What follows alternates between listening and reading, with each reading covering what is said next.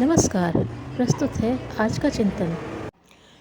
व्यक्ति चाहे तो वर्तमान परिस्थितियों के रहते हुए भी प्रसन्न रह सकता है, चाहे उनमें थोड़ी सी प्रतिकूलता ही क्यों न हो।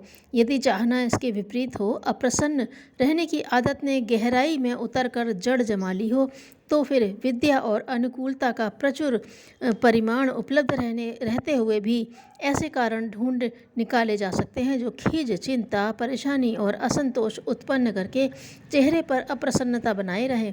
बात बात में आवेश लाने, कटु वचन बोलने, कामों में अनावश्यक देर लगाने, छिद्रान्वेषण करते रहने जैसी अनेक आदतें स्वभाव का अंग बन जाती हैं और अनचाही ही अपना काम करती रहती हैं।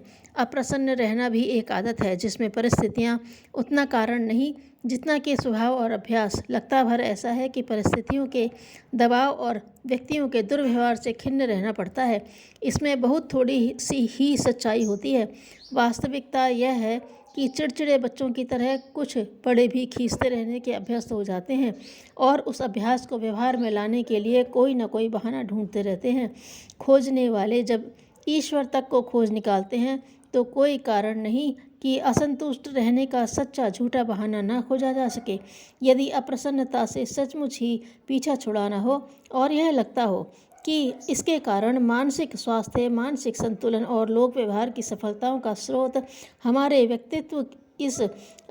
व्यक्तित्व इस दुर्भाग्य के कारण नष्ट हुआ जा रहा है, तो अप्रसन्नता के कारणों को गिनने और उन्हें निरस्त करने से पहले यह विचार करना चाहिए कि हमारे इर्द गिर्द प्रसन्नतादायक परिस्थितियाँ कितनी हैं।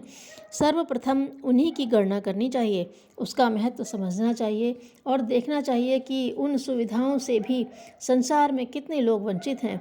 इतने पर भी वे खींचते नहीं, किसी तरह परिस्थितियों से तालमेल बिठाते और अपना संतुलन बनाए रहते हैं। फांसी की सज़ा पाए हुए कैदी भी मौत की कोठरी में गहरी नींद सोते देखे गए हैं। फिर अपने ऊपर ही ऐसी क्या गाज गिर रही है जो नींद गंवा बैठे, चिंता में डूबे रहें और खिन्न बने खीजें और मुखाकृति पर अप्रसन्नता की कालक पोते फिरें। अपनी मनमर्जी की परिस्थितियाँ मिलता रहना नितांत कठिन है। कामनाओं पर कोई अंकुश नहीं, वे कुछ भी चाह सकती हैं और कुछ भी मांग सकती हैं, परंतु दुनिया अपनी बनाई हुई तो नहीं है। इसमें चल रहे घटनाक्रम अपने ढंग से चलते हैं। वे अपनी मर्जी से चलने लगे, जैसा चाहते हैं वैसा ही होता रहे। यह कठिन है।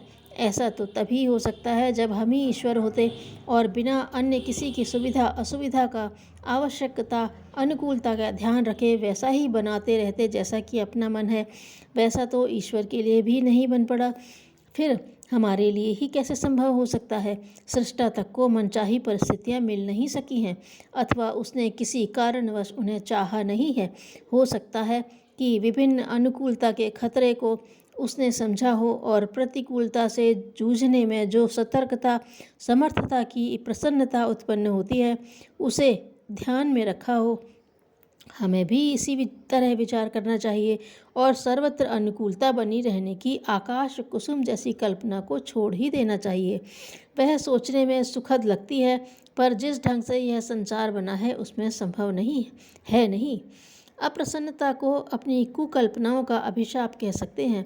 उससे छूट सकना उतना ही सरल है जितना कि अपनी सुखेच्छा अत्यधिक ऊंचे स्तर तक बढ़ा ली जाए और फिर देखा जाए कि उसमें क्या क्या कमी रह रही है।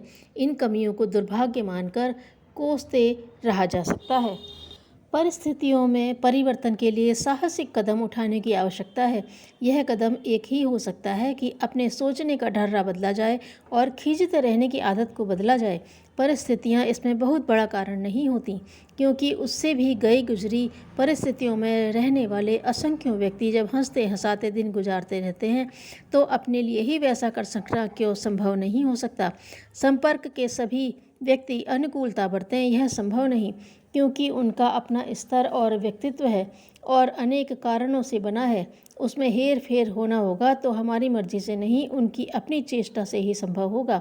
ऐसी दशा में तालमेल बिठाकर चलना ही एकमात्र उपाय है।